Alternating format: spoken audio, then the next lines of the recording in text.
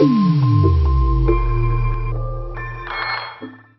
so I'm here cleaning up all my tools, picking everything up. That's why my box is pretty much empty. I got all my shit thrown around. But yesterday I was working on this Saturn, and it made me appreciate some of the smaller, cheaper, inexpensive tools that I have. Because sure, you can always go out and spend a lot of money on your ratchets and wrenches, and obviously big dollars for your impact guns and things like that. And by the time you're done with them, what do? You clean them up and you put them back, right? But then you see inexpensive tools like this that may have only cost you $1 or $2, and you just kind of throw them, right? Well, this little bad boy was a lifesaver yesterday because I was trying to get to a fastener that I couldn't see. I couldn't even get my fingers on it. So without this, I wouldn't have been able to get the job done. So you got to appreciate all your tools, even the inexpensive ones. And I'm just wondering, are there any tools that you guys have that cost you virtually nothing but are just lifesavers? Don't you just love when you get a car in with a code and you know exactly where to look? So yeah, evap codes, caravan. Now this is just a quick look. I don't know how well that's showing up, but you can see it's cracked right there. This hose is also cracked on the bottom side, and there's probably more down the line. But yep, you gotta love common issues. And we're here with the Saturn once again. This time we're trying to deal with hard shifting issues. So I've done this before on other Saturns, other S series, so I don't know, maybe it's a really common problem. But anyways, as you can see, I got all this stuff taken apart because I'm checking the solenoids. And I'm not sure what specification is for this as far as doing an ohms test on them. But these two up here and these two right here all read about 4.6 ohms. But the one all the way at the bottom reads 1.5 ohms. So I'm going to assume all four of these are normal and something's wrong with this one. And that's what's causing the hard shifting while driving. Okay, so we have a 98 Mustang here. The customer dropped it off because it has a purge valve code. It says something about the circuit, so the customer thought that something's wrong with the wiring. But I got my test light connected over there to the harness of the purge valve, and let's go ahead and turn it on. And as you can see, test light turns on and off. So there's nothing wrong with the wiring. And I have the actual purge valve right here. It's connected to my vacuum gauge. As you can see, it just drops off. It doesn't hold any type of vacuum. And I know it's not the seal for my vacuum here. It's actually leaking internally, because if I hold it here, it stops dropping. So the purge valve does not hold vacuum. And it actually does open and close because I tested it. So it opens and closes. I have a 2000 Ford Explorer here. Customer wants me to change the front left wheel bearing, which is what I'm doing because of a noise. But I think the noise is coming from inside of this like differential up here. Because listen to this.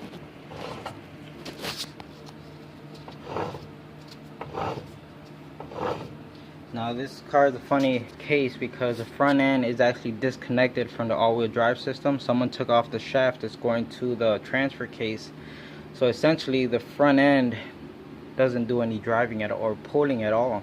It's just kind of sitting here. So if his noise is coming from inside that front differential right there, I'm wondering, can you just pull out the shaft here? Has anyone had any experience with this? Can we get rid of the shaft just to get rid of this noise? I'm not sure if that'll work. What do you guys think?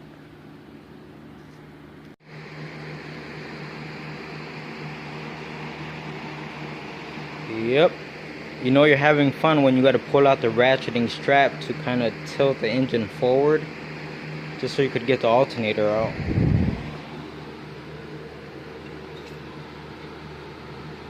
So honestly, it wasn't that bad of a job. So it's going pretty good. Time to slap the new one in and call it a day.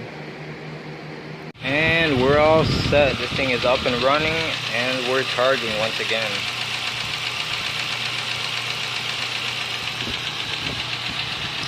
Yep, another one done. One busy day for me, but this was the last car for the day. Alright, so we're out in the field working on Nissan Pathfinder. Customer complaint was a loud squealing belt and all kinds of crap, so we end up changing the serpentine belts and a new tensioner. This one was messed up, so all of the squealing noise is all taken care of. The truck is now quiet.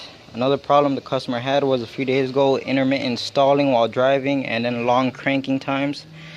Turned out to be a bad crank position sensor, so we went ahead and swapped that out, which goes inside of there, and it starts up fine every single time now. No more long cranking.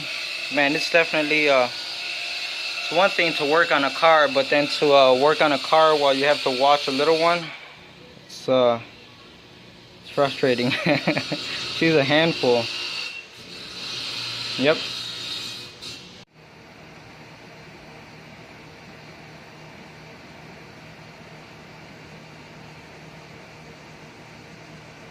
So once again, we're here with the Saturn 2002 SL1, and the new problem now is this.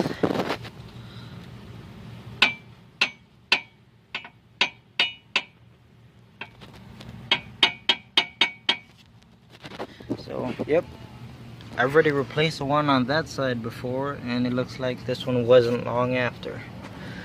So I just ordered a new one. We're gonna go ahead and get that one changed out as well. And there we go.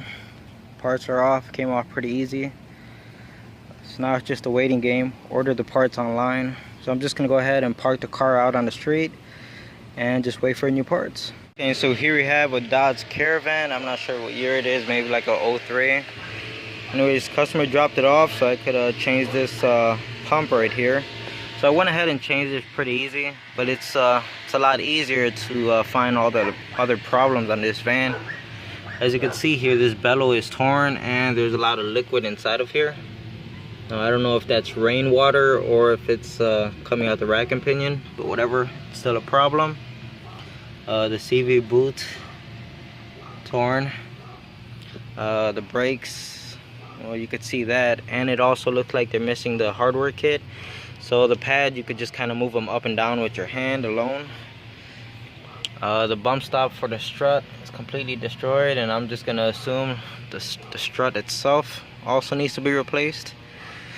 And yep, that's just looking at this one little corner of the car.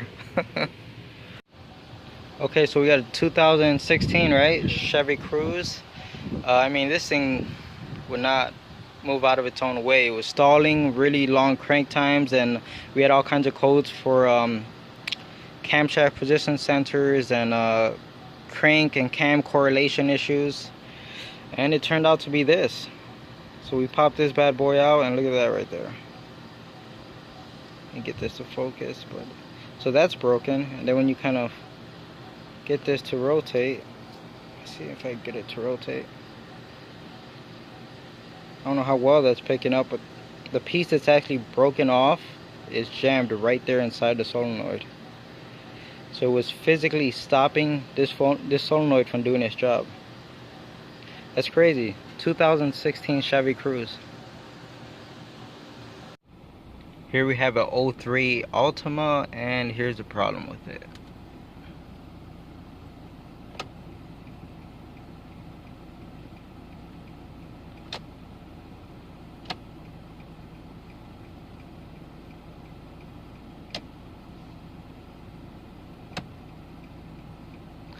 Yep. So we got a Dodge Durango here, and I'm gonna be pulling the water pump off because of a leak coming from the gasket. But I try to remove this idler pulley that just goes right here, and it was really hard to get out this fastener, and I knew something wasn't right from the very beginning.